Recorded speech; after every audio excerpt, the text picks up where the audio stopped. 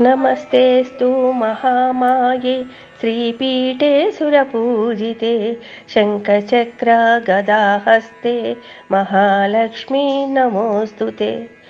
नमस्ते गरुडारूढे कोलासुरभयङ्करी सर्वपापहरे देवी महालक्ष्मी नमोऽस्तु ते।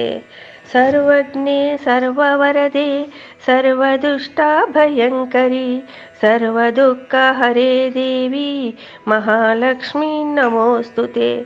सिद्धिबुद्धिप्रदे देवी भक्तिमुक्तिप्रदायिनी मंत्रमूर्ते सदा देवी महालक्ष्मी नमोऽस्तु ते। आद्यन्तरहिते देवी आदिशक्ति महेश्वरी योगज्ञे योगसम्भूते महालक्ष्मी नमोऽस्तु ते। स्थूलसूक्ष्म महारौद्रे महाशक्ति महोदरे महापावपापहरी देवी महालक्ष्मी नमोऽस्तु ते। पद्मासनस्थिते देवी परब्रह्मस्वरूपिणी परमेशी जगन्माता महालक्ष्मी नमोऽस्तु ते।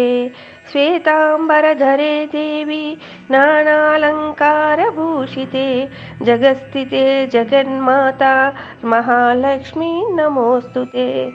महालक्ष्म्यष्टकं स्तोत्रं यः पठेत् भक्तिमान् नरः सर्वसिद्धिमवाप्नोति राज्यं प्राप्नोति सर्वदा।